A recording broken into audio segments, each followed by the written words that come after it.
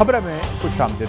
मेरे साथ हैं आरफ भट्टी साहब, तैयब मलिक साहब और मैं हूं सईद काजी। और इंतहाई अहम हमारे गेस्ट गहरी निगाह रखते हैं मोहम्मद मालिक साहब भी हमारे साथ होंगे। मगर ज़रा कुछ खबरें उन पर बात कर लें। हुकूमती इत्तेहाद की बैठक में जो कुछ हुआ वो तो हमें नज़र आ गया कि क्रैकडाउन के इशारे दिए जा रहे हैं और हैवी यानी they will come down heavy on the opposition और पकड़ेंगे टॉप लीडरशिप को, ये बताया है अभी मैं थोड़ी देर पहले। मगर अपोजिशन क्या करेगी, यानी वो उस पर गुफ्तगू होगी हमारी। इमरान खान को क्या सुप्रीम कोर्ट से नाअहल करवा लेंगे, जिस किस्म का फैसला आया है। बड़ी डिवाइडेड ओपिनियन है, मगर सिलसिला क्या है अपने मेहमानों से पूछेंगे। हुकूमत को घर भेजने की बातें अब PTI भी कर रही है, ज़ाहिर है 4 सूबों में इनकी हुकूमत। और रुपए से प्रेशर थोड़ा भट्टी साहब कम हुआ है।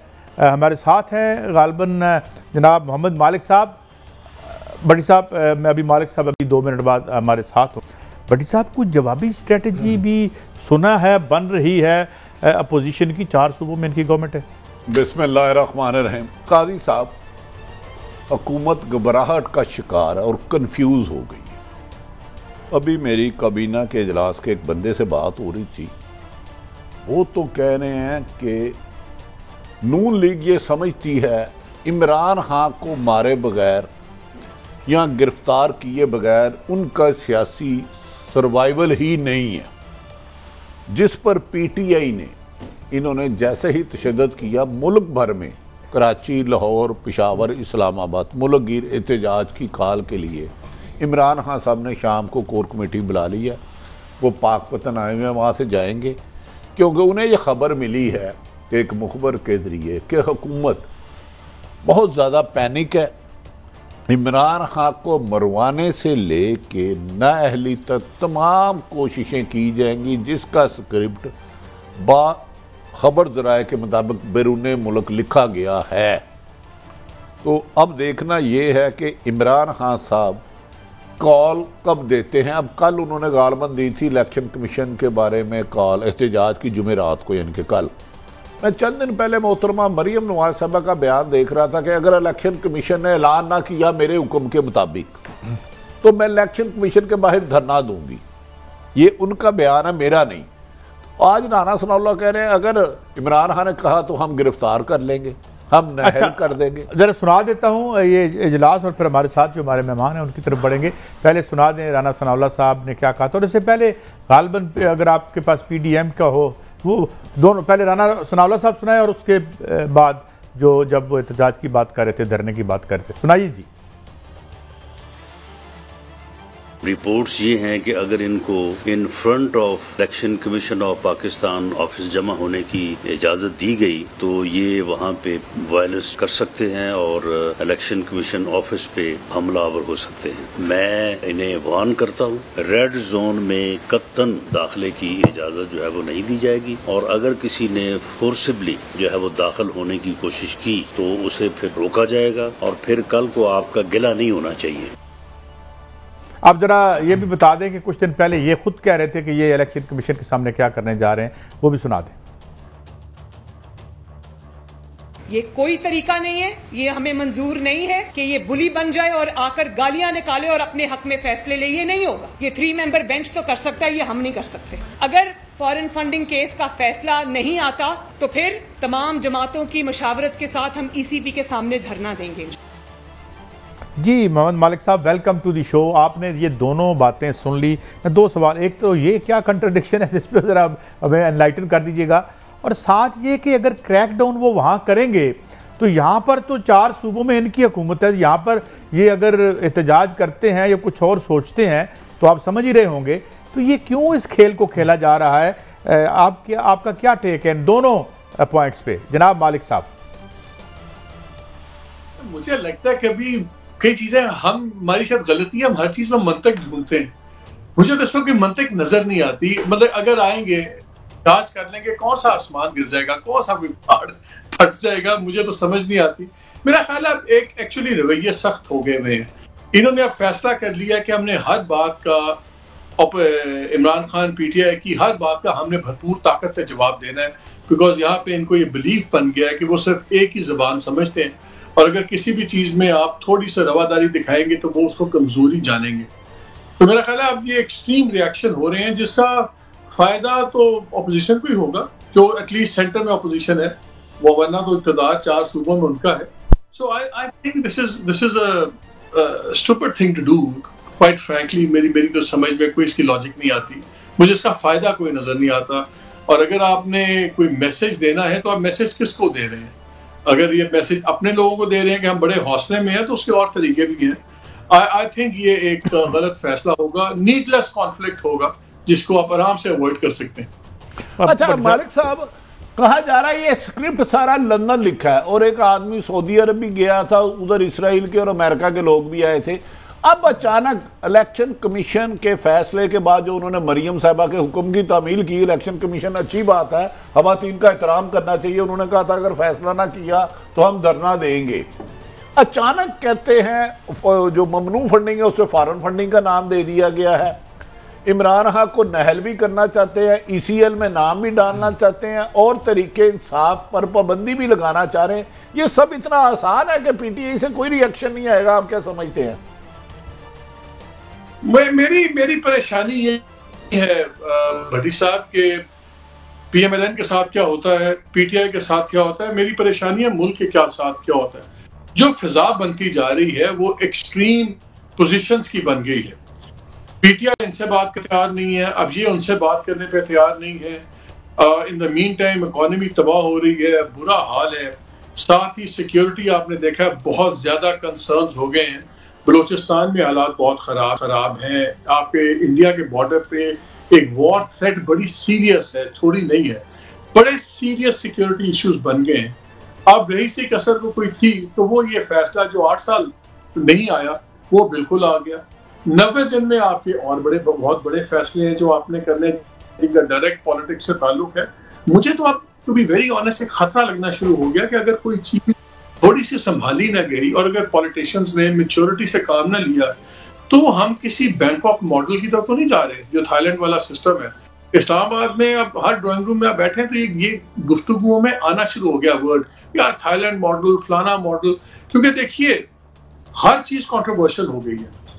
वजीर आजम का ओहदा कॉन्ट्रोवर्शियल, आर्मी चीफ का ओहदा कॉन्ट्रोवर्शियल, प्रेसिडेंट का ओहदा कॉन्ट्रोवर्शियल, एक चीफ जस्टिस ऑफ पाकिस्तान बचे थे उनका ओहदा कॉन्ट्रोवर्शियल, चीफ इलेक्शन कमिश्नर उनका ओहदा कॉन्ट्रोवर्शियल। जितने आईनी ओहदे वो सारे बहुत ज्यादा मुतनाज़े हो गए। पॉलिटिकल पार्टीज एक दूसरे के ऊपर तलवार के खड़ी हो गई हैं।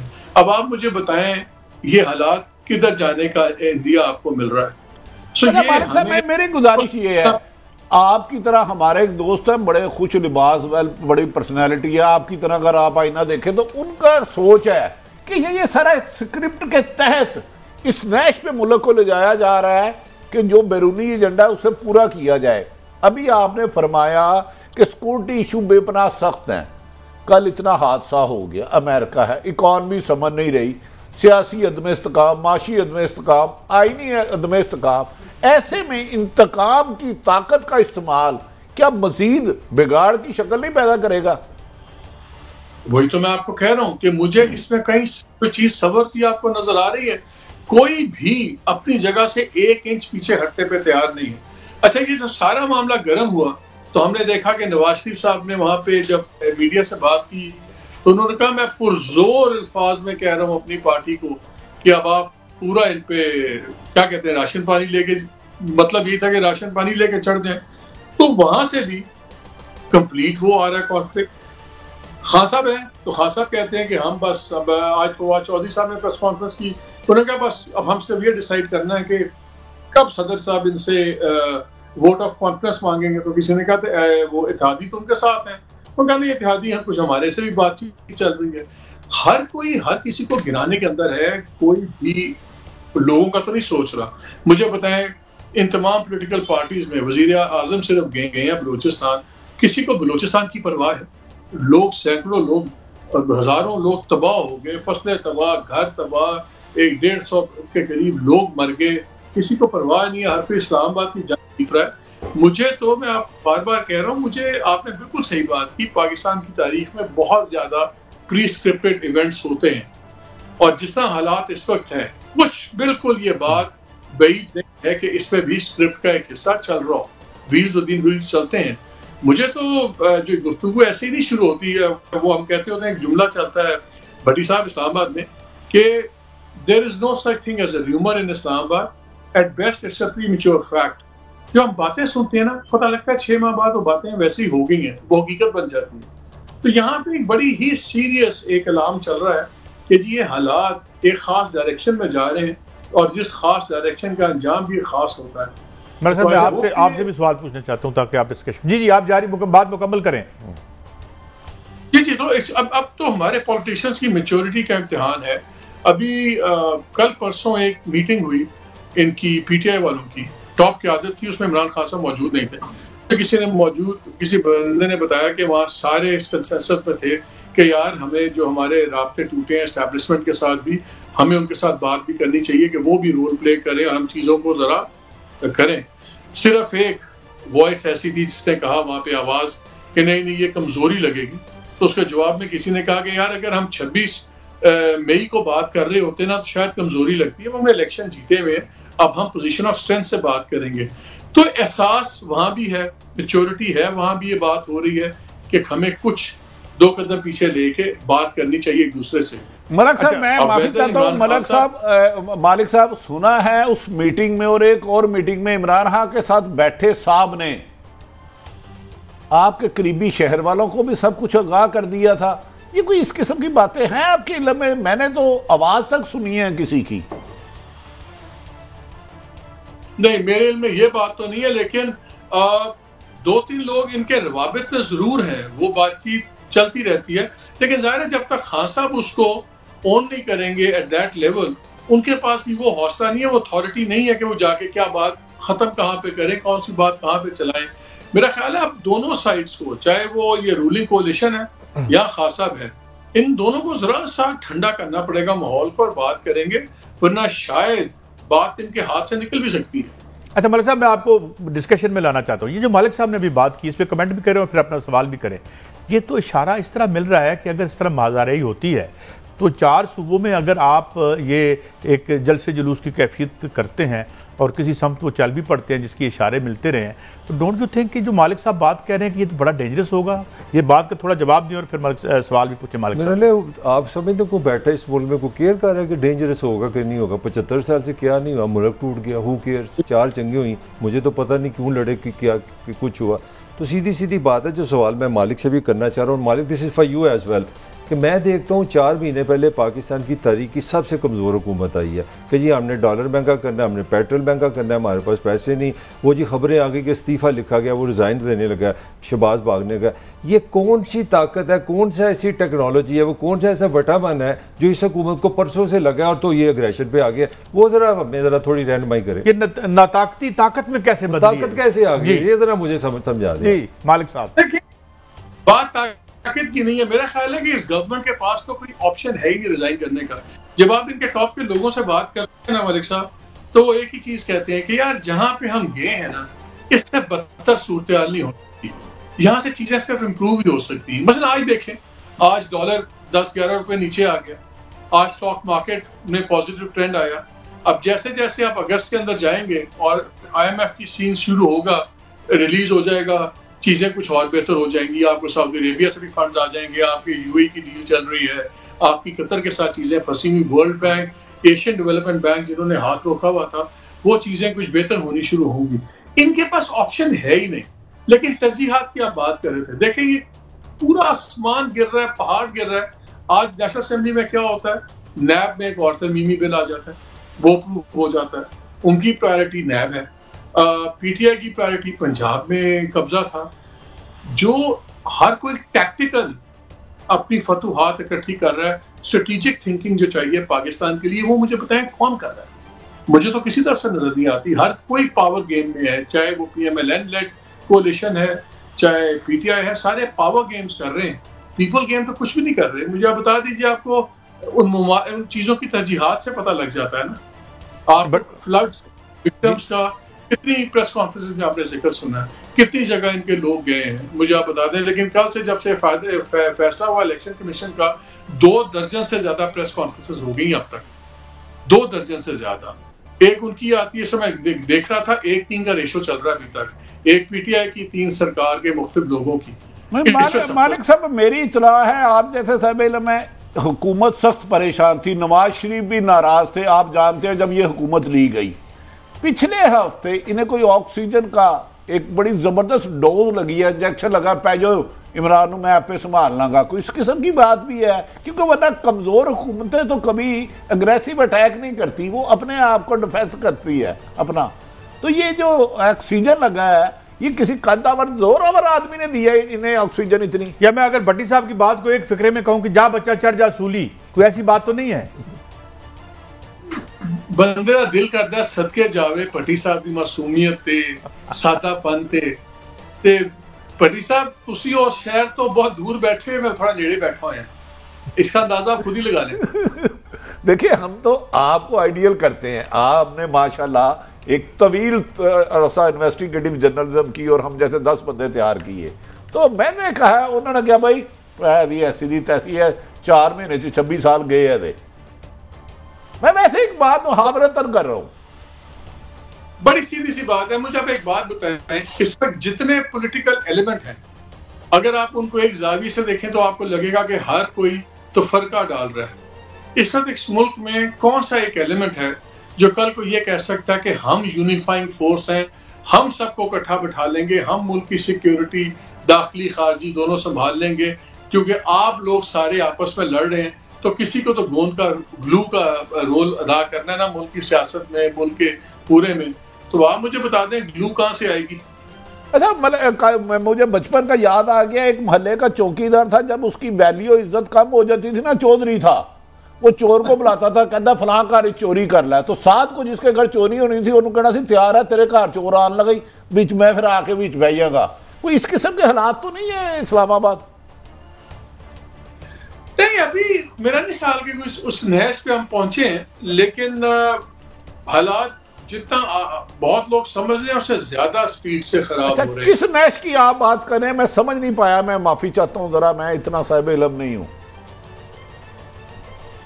भट्टी साहब, वो साडे पिंडा थावां जे पेंडू होंदे ने ना, वो बड़े सियाणे होंदे ने, तो शहरी जे आंदे ने ना, शहरी समझदे ने कि ਅਸੀਂ बड़े सियाणे हैगे, तो वेच के खा जांदे ने शहरियों ਨੂੰ। ਤੁਸੀਂ ਵੀ ਉਹੋ ਜਿਹੇ पेंडू हो। अच्छा मालिक यार, आप कोई ज्यादा मालिक कोई ज्यादा नहीं कोई मायूसी नजर आ रही। यहाँ मुझे तो बड़ा पॉजिटिव नजर आया कि आर्मी चीफ ने अमेरिका के 1-2 फोन किए हैं तो डॉलर भी 20 रुपए नीचे आ गया है, स्टॉक चेंज ऊपर चली गई है, सोना जो है 9,000 रुपए नीचे आया है, तो इतना मतलब पॉजिटिव चीजें आ रही हैं, आपको कुछ नजर ही नहीं आ रहा? नहीं, अगस्त में ये चीजें एक्सपेक्टेड थी। देखिए मलिक साहब, बात यह है कि पिछले 5-6 हफ्तों में बैंक्स ने और बैंकर्स ने और बहुत से स्पेकुलेटर्स ने बहुत माल कमाया। गवर्नमेंट इतनी वीक पोजीशन में थी कि ये उस सख्ती से उनसे डील नहीं कर पा रही। सबको पता था कि वाइल्ड स्पेकुलेशन हो रही है, हर किसी को आप इंडस्ट्री में और जो इकोनॉमिक सर्कल्स में थे सबको पता था कि 20-22 रुपए ये ऊपर गया हुआ है, ये प्योर स्पेकुलेशन है, कोई फंडामेंटल चेंज हुए थे। और एक बारी जैसे जैसे हम IMF वाले एक चीज के करीब जाएंगे, ये स्लाइड वापस आएगी, रिवर्सल आएगी। आपको याद है, बाकी छोड़ेंगे, मिफ्ता साहब ने कहा था कि आप देखेंगे हफ्ते 10 दिन के अंदर आपका रिवर्स लगेगा। ये रिवर्स बिल्कुल अनएक्सपेक्टेड नहीं था। असल चीज ये है कि रिवर्स कहाँ रुकेगा। अगर ये 200 और 210 के दरमियान में रोक ले तो वो एक नेचुरल चीज है, वो शुक्र करने लगा अगर उसमें रुक जाए कि दोबारा फिर ऊपर ना जाए। और हम खुद, मैं भी ट्रेडमिल शूज में कहता था कि 250 टच करेगा फिर आ जाएगा।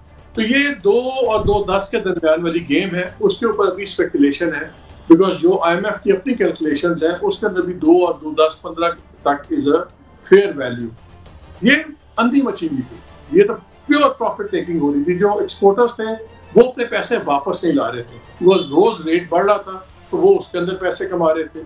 सिमिलरली बैंक्स, आप मुझे बताएं, बोरोइंग कोई कर नहीं रहा, मार्केट में गाहक नहीं है, रोज इंटरबैंक जो रेट था वो रोज चढ़ता जा रहा था, बैंक्स मिलकर खेल रहे थे क्योंकि गवर्नमेंट उनसे ही लेके थोड़ा मार्केट में फेंक रही थी। ये बहुत बड़ी गेम हुई है जिसके अंदर लोगों ने करोड़ों अरबों रुपए कमाए हैं और वो हमेशा कमाते हैं, लेकिन उसका इकोनॉमी से ज्यादा ये स्पेकुलेशन और रंगबाजी और कार्टेल का तरीका था। लेकिन हैविंग सेड दैट, बहुत सी चीजें लोगों को नजर नहीं आ रही। तो मैं आपको बार बार पॉइंट आउट कर रहा हूँ कि जो सिक्योरिटी सिचुएशन है बलूचिस्तान में बहुत इससे खराब हुई है। ये जो एमर अल जवेरी की चीजें हुई हैं, इसमें भी मैं टेलीविजन पे रोल डिस्कस करने वाली बात नहीं है, लेकिन ये भी कुछ क्विड प्रो को का पार्ट था। इसमें हमारा भी कोई कॉन्ट्रीब्यूशन मेरी इत्तला के मुताबिक था, और उस सिलसिले में ही प्राइमरीली शायद बातें भी हो रही थी वॉशिंगटन में सारा कुछ। एक दौरा जो अभी तक नहीं हुआ एक इम्पोर्टेंट हस्ती का अमेरिका का, वो शायद अब मेरी इत्तला ये है कि शायद सितंबर के पहले हफ्ते में हो। वो बड़ा ही इम्पोर्टेंट दौरा होगा, और अगर ये तब तक चीजें यहाँ पे पॉलिटिकल डोमेस्टिक पॉलिटिक्स की चीजें ना तय हुई तो हो सकता है कुछ चीजें सितंबर के पहले हफ्ते में ज्यादा क्लियर हो जाए। अच्छा, एक मिनट, मेरी ब्रेक है। ब्रेक पे जाने से पहले मैं मालिक साहब के लिए एक सवाल छोड़े जा रहा हूँ। उन्होंने इशारा किया है कि ये, बल्कि अभी आप बता दें मालिक साहब, ब्रेक से पहले ये फरमा दें कि ये जो आपने इशारा किया है, बलोचिस्तान का इशारा किया है, बिजली नीचे आएगी। आम आदमी में बिल दिखाते हैं, हमारे जो कैमरामैन है वो बिल लेके खड़े होते हैं यहाँ पे। तो ये इस देर भी यानी रिलीफ, या सारे इस अजाब से माल बनाने वाले ही हैं ऊपर?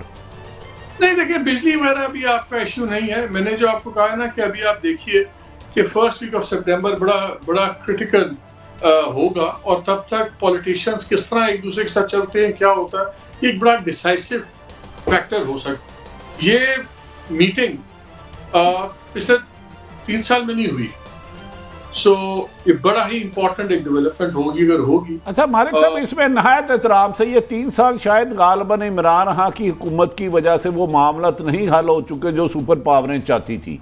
अब 2 महीने से उसमें खासी हरकत हो रही है, आप उसी तरफ इशारा कर रहे हैं या मैं वैसे किसी गलत रास्ते पे चल पड़ा हूं? नहीं, वो भी उसका हिस्सा है भट्टी साहब, लेकिन एक चीज बड़ी क्लियर है कि बहुत सी पाकिस्तान की चीजें, चाहे वो IMF है, चाहे ट्रेड है, चाहे सब कुछ है, उसमें एक जुड़ी हुई है इमरान खान के पॉसिबल वापस आने या ना आने से। और उसमें जो हमारी एक सेक्शन है हमारी पावर इक्वेशन का, उन पे काफी ज्यादा जिम्मेदारी डाली जा रही है कि जी आप इसको बताएं कैसे डील होगा, कैसे होगा। साहब आप क्विकली अच्छा मालिक, एक आसान सी डेफिनेशन ये आई है कि अगर IMF से पैसे आ गए हैं और इसका मतलब है इस हुकूमत के 1.5 साल पक्के हो गए हैं, डू यू एग्री दिस? नहीं, देखिए IMF से पैसे आ जाने थे, वो इतना बड़ा क्राइसिस नहीं था।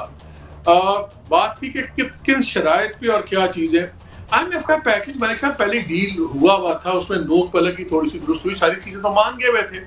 शौकत तरीन साहब जो मर्जी कहें पब्लिकली, सारी बातें तो मानी हुई थी। कौन सी बात नहीं मानी हुई थी? क्या मंथली इंक्रीज तक तो 4 रुपए कुछ पैसे का वो तक हुआ था, एक्साइज ड्यूटी कहाँ पे जाएगी, किस तरह होगा, क्या सब्सिडी विड्रॉज होंगी, सब कुछ तय हुआ था।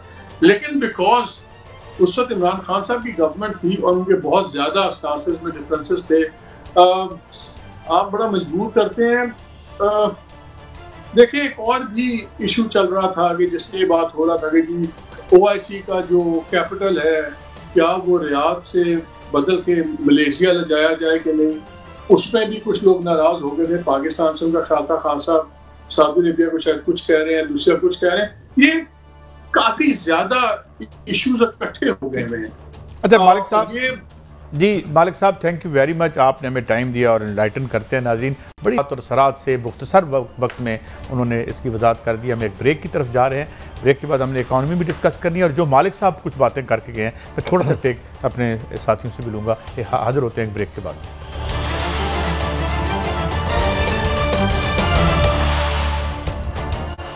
Welcome back. अच्छा, कुछ मौलाना फजलुर रहमान कह रहे थे, वो बताइएगा, फिर शायद आपके पास एक और शॉट भी है JUI के एक और पुराने स्टाल वार्ड का, वो भी सुनाइए।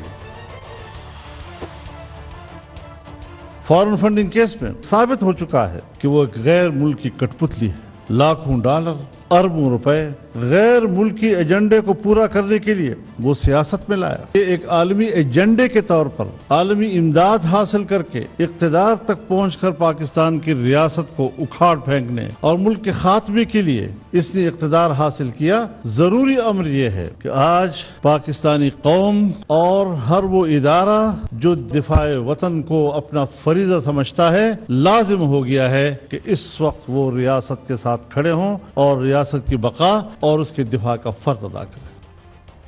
अच्छा, ये तो जाफर हुसैन अहमद साहब की ऑडियो थी ये, लेकिन इसकी वीडियो भी थी, पता नहीं वो क्यों नहीं ये किस कौन फंड लेता रहा लीबिया शिबिया से? ये हाफिज हुसैन अहमद साहब कह रहे थे। मैं उन्हीं का कह रहा था, ये गालिबन मौलाना साहब की तरफ इशारा कर रहे थे। गालिबन नहीं, सचमुच ऐसे कर यार ये गैर मुल्की फंड लेना जायज है? हाँ, नवाज शरीफ के लिए भी मुल्कों से एक होता है डोनेशन। देखे पाकिस्तान बड़ा बदकिस्मती है, यहाँ कमज़ोर के लिए कानून हो रहा है। कादी साहब आपकी तवज्जो खुसूसन, एक शख्स, मैं किसी का वकील नहीं, बाहर से $10, $100, $50 इकट्ठे करता है और बैंक के रास्ते से पाकिस्तान लाता है। उसको आप कहते हो गिरफ्तार कर लो, उसकी जमात पे पाबंदी लगा दो। एक तरफ पाकिस्तान के खजाने पे बैठे जिन्होंने 22 करोड़ आपको देने, उनका पैसा कमीशन में अरबों खरबों खाते हैं, सिरे महर और मेफेयर बनाते हैं, उनको कहते हो इक़्तिदार दे दो। क्या मनी लॉन्ड्रिंग फर्ज हो गया हर एक पे? बैंकिंग सर्कल से पैसा नहीं जाना चाहिए? नहीं, मेरा सवाल और आपसे, अभी मौलाना फजलुर रहमान कह रहे थे कि मुल्की दफा के तमाम जो जामन वो एकदम से वो इदारों के हवाले से जो उनकी राय थी उसमें बड़ा एक इनकलाबी तब्दीली आई है। याद आया कुछ आपको? जो मैं सुनवाऊँ आप। यही मौलाना साहब मुल्की इदारों के जामन जो पाक फौज है, इसमें दो राय है ही कोई नहीं, ये पाकिस्तान है तो पाक फौज की वजह से है। जो तबरे इन्होंने मरीम नवाज साहब ने, नवाज शरीफ साहबा ने बोले, वो तो आज तक ख्वाब में भी नहीं सोच सकता। मैं भी कहता हूँ सियासत में किसी का अमल दखल नहीं होना चाहिए, हुकूमतें बनाना गिराना सियासतदानों का काम है, साफियों का नहीं, अदारों का नहीं। लेकिन मौलाना साहब से कादी मलिक साहब आप छोड़ दे यार, अचानक इन अदारों से मोहब्बत इनकी जागी कैसे अचानक? ये तो कहीं धरना देने जा रहे थे। वो जो हुकूमत थी, 3 धरने दे चुके, ये असम्बली इनके नजदीक हराम असम्बली थी, इसमें बैठना गुनाह था। ये वही असम्बली है 2018 की जिसको ये कह रहे थे खलाई मखलूक। इतनी कमजोर हुकूमत आई हो, 14 जमातें मिली हो, आंख किसी की, नाक किसी का, सर किसी का, यानी कि बंदर की नाक, हाथी की सूंड, घोड़े का पांव, चूहे का हाथ। ये हुकूमत को इतनी एनर्जी मिल कैसे गई कि एकदम ये पीटीए को खत्म करने पर तुलना है, पीटीए की तमाम क़यादत को मारने पर तुलना है। कुछ कोई कह रहा है एफआईए में जा रहे हैं, कुछ कह रहे हैं सुप्रीम कोर्ट जा रहे हैं, कुछ कह रहे हैं नहल हो जाएंगे, कुछ कह रहे हैं हुकूमत ये कर देगी। मुझे समझ नहीं आई ये 4-5 दिन में क्या मौजूदा। अच्छा, उधर से जरा पीटीआई का मौक़िफ़ ले लें, फिर आप रिस्पॉन्ड कीजिएगा। फवाद चौधरी साहब ने भी आज कुछ कहा है। हुकूमत तो इंशाल्लाह हमने भेजने की तैयारी मुकम्मल, आखिरी सिर्फ हमारे टच हैं। एक डेट हम फैसला कर रहे हैं कि किस दिन हम हुकूमत को ये कहेंगे कि आप वोट ऑफ कॉन्फिडेंस लें, और इंशाल्लाह जल्दी आप देखेंगे ये हुकूमत अपने घुटनों पे होगी। अच्छा, अब ये है 4 सूबों में ये हैं, फेडरेशन में वो बैठे हैं, खासी अनप्लेजेंट सिचुएशन नहीं डेवलप हो रही? खासी की अच्छी खासी है। और 18वीं तरमीम के बाद जो आपके सूबों की हुकूमत है, 4 सूबे तो नहीं, उसमें आज़ाद कश्मीर और बल्तिस्तान, गिलगित बल्तिस्तान, मैं कहना ये चाह रहा हूँ, ये बराबर की टक्कर है। वो पुराना पाकिस्तान 18वीं तरमीम से पहले ठीक था, सूबों के पास पैसे नहीं थे, अब वफाक के गले में ज़्यादा समझने की मुश्किलात है। तो पाकिस्तान अनफॉर्चुनेटली जो क्लैश नज़र आ रहा है वो बड़ा नुमाया नज़र आ रहा है। मगर जो भट्टी साहब बात कर रहे थे ना कि ताकत कहाँ से आई है, देखें जो खबरें चली हैं उसको आपको समझना पड़ेगा। मेरे पास शायद इतना टाइम नहीं, मैं सिंपली आपको IMF का एक लोन आपको बताता हूँ, वो बात ज़रा लंबी हो जाएगी। मुझे लगा कि शहबाज शरीफ को जो स्ट्रेंथ मिली है ना, जो उन्होंने रिक्वेस्ट की आर्मी चीफ से कि जनाब आप हमें डॉलर ले दें, तो जो मुझे मेरा ख्याल उनको जो आर्मी चीफ से मोहब्बत मिल गई है ना, तहफ़्फ़ुज़ मिल गया डॉलर की सूरत में, वो सारा गेम पलट गया, मेरी राय में पलट गया। और आप देखें टोन देखें, इंतहाई क्रैक करने वाली है, क्रैक डाउन मतलब।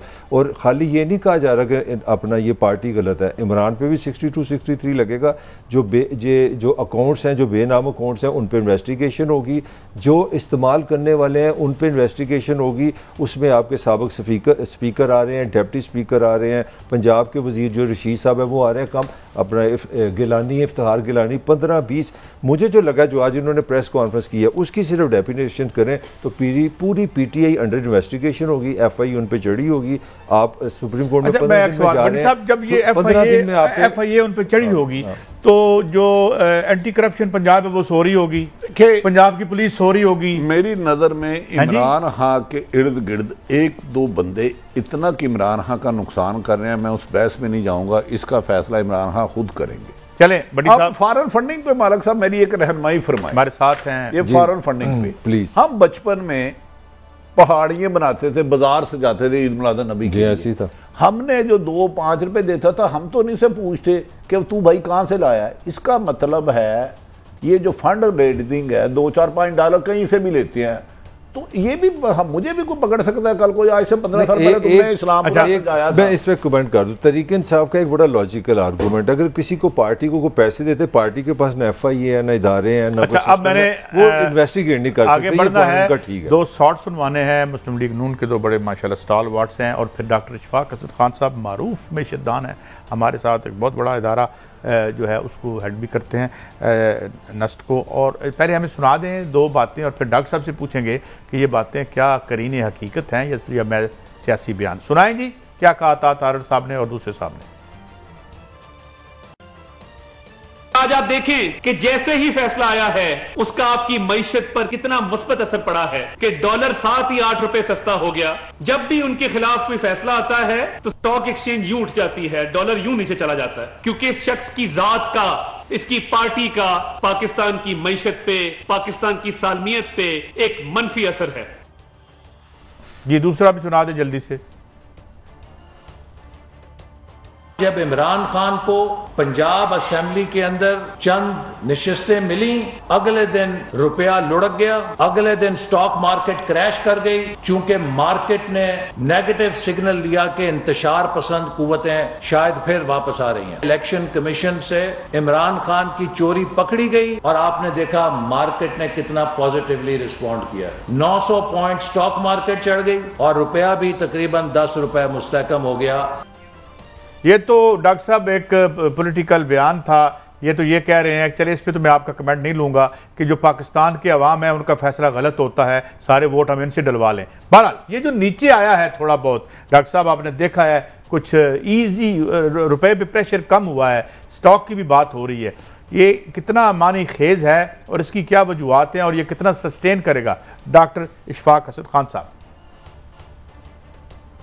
जी देखिए, अच्छा हुआ कि आपने मुझसे सियासी बातें आपने नहीं की हैं।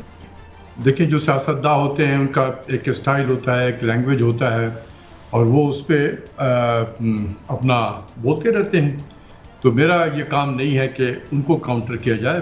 मेरे नज़दीक इस मुल्क का हर सियासतदान मैं उसका एहतराम करता हूँ। जहाँ तक आपके सवाल का ताल्लुक है, देखें, जिसने भी इकोनॉमिक्स पढ़ी है और अच्छी जगह से पढ़ी है, तो उनके उस्ताद हमेशा उनको ये बताते हैं कि कभी किसी एक दिन के इंफॉर्मेशन के बेसिस पे या एक महीने के बेसिस पे जब नंबर आता है तो छलांगे ना मारा करो, ठीक है। तो इसलिए अगर आज कम हुआ है तो हम तो बहुत ज़्यादा खुश हैं, इसलिए कि हमें खुशी मिल नहीं रही है। बहुत ज़माने से हम ये कौम अच्छी खबर से बिल्कुल वो हो चुकी थी, इसके लिए एक नापैद सी चीज़ हो गई थी। तो ये जो डॉलर नीचे आया है, देखें हमारा एक्सचेंज रेट बहुत ओवरशूट कर गया था। ये 250 के करीब जब जा रहा था तेज़ी से, तो उस वक्त तो हम सब खामोश बैठे हुए थे, तो वो ओवरशूट कर रहा था। अभी इस पर करेक्शन हुई है, सिर्फ इसकी टेक्निकल ज़बान है जो उसको समझाने के लिए ज़रा मुश्किल हो जाएगा। तो ये जो है उसकी वजह से ये हुई है, ये एक टेक्निकल करेक्शन है। नंबर 2 कि जो हमारे मार्केट में जो खिलाड़ी हैं, जिसका मैं बार बार जिक्र करता हूँ, उन खिलाड़ियों पे ज़रा नज़रें जो हैं गहरी की गई हैं, उन पे नज़रें रखी जा रही हैं, इसलिए वो ज़रा घबराहट के शिकार हैं। उनसे कहा गया है कि इंसान बन जाओ, तो वो इंसान बने हैं, आज थोड़ा नीचे लेकर आए हैं। वो कब तक उन पे नज़र रहेगी, कब तक वो इंसान रहेंगे, ये देखने की बात है। अल्लाह करे कि वो इंसान बन जाए और नज़र उस पर पूरी रहे, तो शायद ये एक्सचेंज रेट मजीद नीचे भी आ सकता है।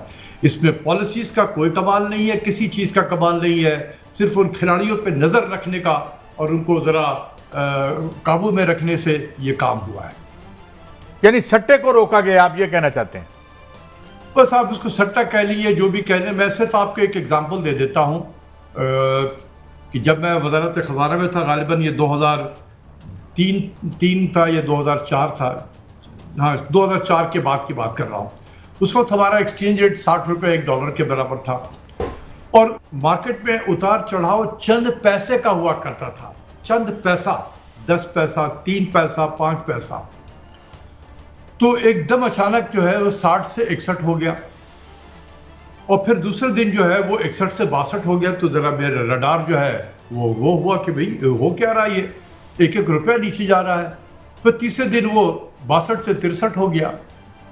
तो फिर जरा नजर मैंने भी रखी, फौरन ही रखी, और उसके बाद जब पता वगैरह किया तो पता चला कि 3 बैंक के ट्रेजरर जो थे वो ये काम करते थे। वो मैकलेड रोड में एक होटल में बैठते थे, लंच करते थे और ये फैसला करते थे कि कल कहां लेकर जाना है।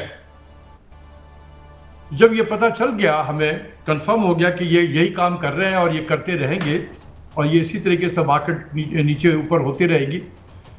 तो फिर मैंने उस वक्त के प्राइम मिनिस्टर शौकत अजीज साहब को बताया कि ये हो रहा है।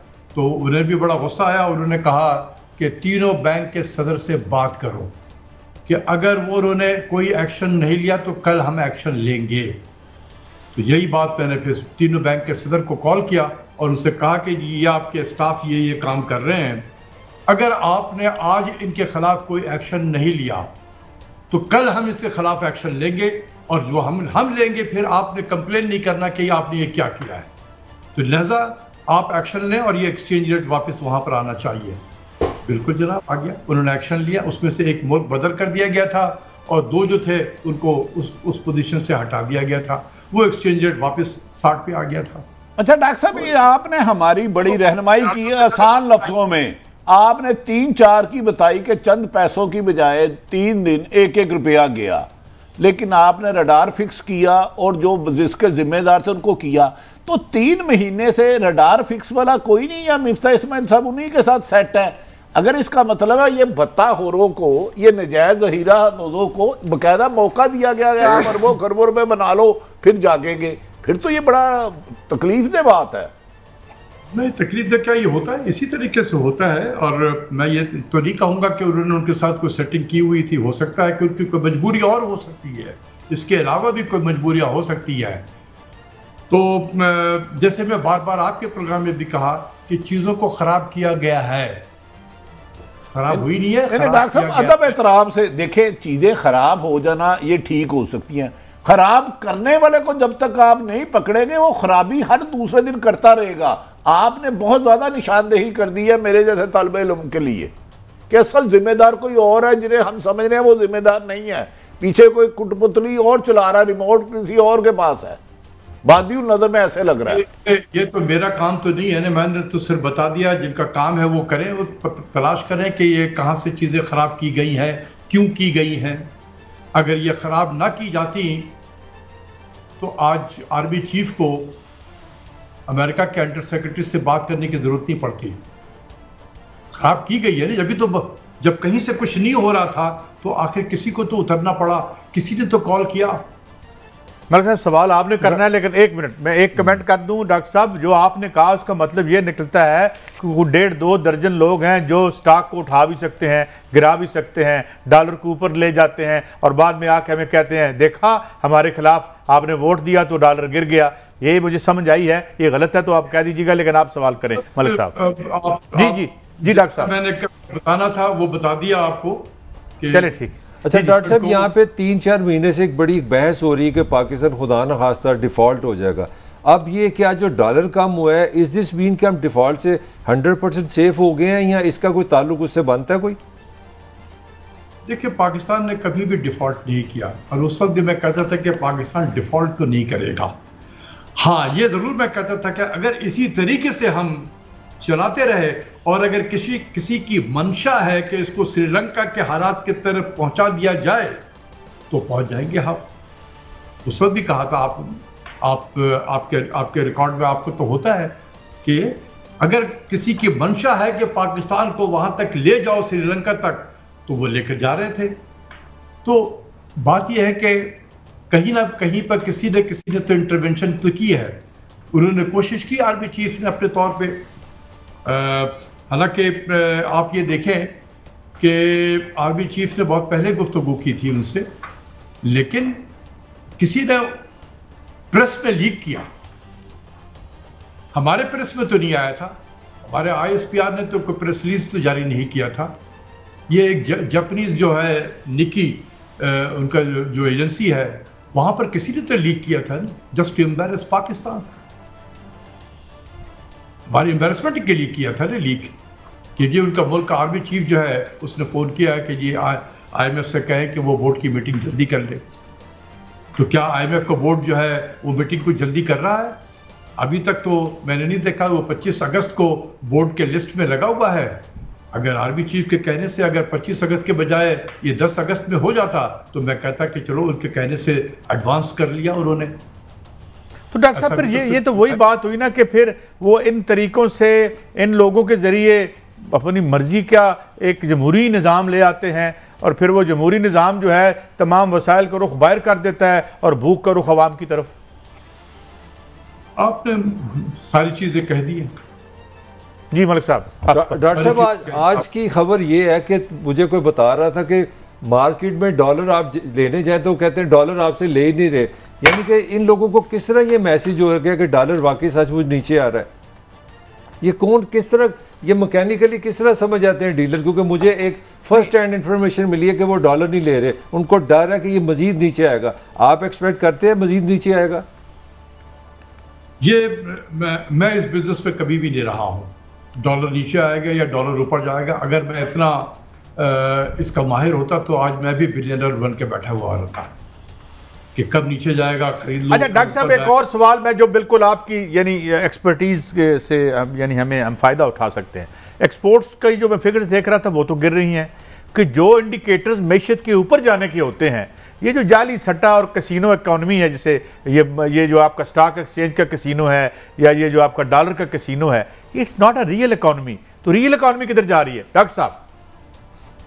देखिए रियल इकोनॉमी जो है, जब पहले एक्सपोर्ट्स का आपको क्लियर कर दूं, अच्छा आपने पूछा है कि एक्सपोर्ट जो है जुलाई के महीने में 5.2% ये गिर गया है इसी comparable period of last year. तो इस पे हमने, जैसे मैंने कहा कि हमारी ट्रेनिंग का हिस्सा है कि कभी 1 महीने के नंबर पे 2 महीने के नंबर पे आप जजमेंट ना पास करना शुरू कर दें कि हर चीज़ ख़राब हो गई है और नीचे जा रही है सब सारी चीज़ें। कभी हमने सोचा कि ये जुलाई के महीने में ईद भी गुजरी है हमारे यहाँ पर। ईद में आपको पता है कि पोर्ट में एक्टिविटी भी सारे छुट्टी पे ज़्यादा से चले जाते हैं मजदूर भी।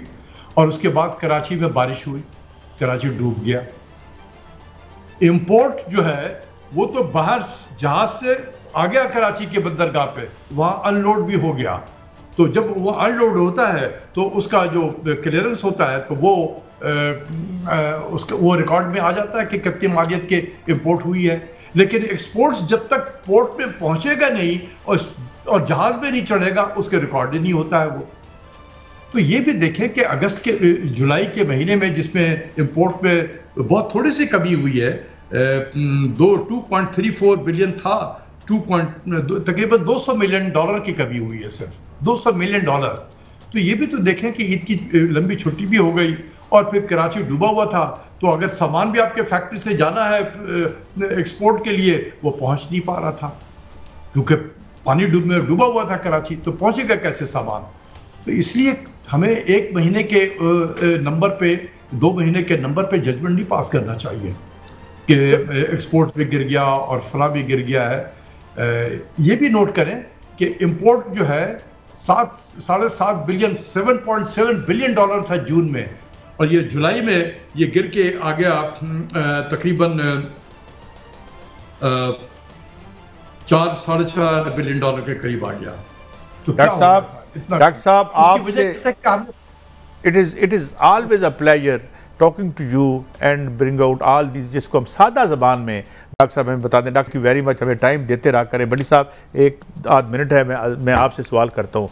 चंद आदमियों ने डॉलर ऊपर लेके जाना है, चंद ने, ये उन्होंने नहीं कहा, मैंने जो अखज़ किया उससे, और किसी ने को ये जो आपका स्टॉक एक्सचेंज है और फिर उस पर पोलिटिकल पॉइंट स्कोरिंग करनी है क्योंकि खान साहब इलेक्शन जीत गए थे इसलिए गिर गया है। तो घर बैठ के गिराते उठाते रहते हैं। डॉक्टर साहब ये तो कह रहे हैं वो डॉक्टर साहब इकोनॉमी के एक्सपर्ट हैं, लेकिन वो मेरे जैसे तालिब इल्म को सब कुछ बता गए हैं कि सारी वारदात है, फ्रॉड है। 4 में 1 रुपया बढ़ा था, मर्जी से डॉलर ऊपर करते हैं, मर्जी से नीचे। वक्त के PM के पास गए, उन्होंने उन लुटेरों को कहा टारगेट करो, इधर 3 महीने वो अरबों रुपए बनाते रहे, बना मिल के 10, 15, 20 या 50 मलिक साहब जितने भी हैं, जब उनके पेट भर गए, उन्हें उल्टियां आने लगी, तो फिर हल्का सा रेस्क्यू। और साथ हमने सियासी तंदूर में मैशत की रोटी भी लगा ली कि देखा तारड़ साहब जैसा माशाल्लाह साहब। मेरा ख्याल है सारी चीजें क्लियर कर गए हैं कि उस वक्त चंद पैसे होते थे, इसका मतलब है चंद लुटेरे मेरे मुल्क को हैं घेरे। नहीं, ये जो ऐसे इकबाल साहब और तारड़ साहब, मैं समझता हूँ एडम स्मिथ और कार्ल मार्क्स जैसे लोगों को मात देते हैं ये, तो ये जो उन्होंने बताया है, आपकी क्या दुश्मनी है कि इन दोनों के साथ आप उनको मिला रहे हैं? भाई देखें, मैं तो उन्हें उनसे मतलब इस वक्त तो बड़े अहम आदमी है, क्यों जी मलिक साहब? नहीं, बहुत सिंपल सी बात है। 180 रुपए का डॉलर था आज से 3.5-4 महीने पहले।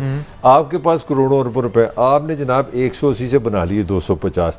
अब आपने पहले मुझे जूते मारे, मेरी जान निकाली, अब आपने मेरे पैसों से 25 रुपए वापस किए और तालियां 215 कह के मैं शाबाश ले रहा हूं। कादी साहब ऐसे क्या, फिर हमने अवाम और पंजाब के मैंडेट को भी गाली दे दी कि क्यों देता ये सारे। अच्छा, वैसे कैसा ये धंधा है कि 60-70 रुपए का डाका मारो, बाद में 30 रुपए ये कहानी तो आपको मुनाज़रीन समझ आ गई होगी कि अगर 5-7 इस तरह के सट्टेबाजों के हाथ में होगी तो हमारी रोटी कहाँ लगेगी और इस मुल्क के अवाम का क्या होगा। ये रोज़ी पिक्चरें भी 2 नंबर हैं, ये सारी खेल बनाते हैं। ये था आज का जो लेसन हमें मिला, जिसे इजाज़त दें, कल मिलेंगे। अल्लाह हाफिज़।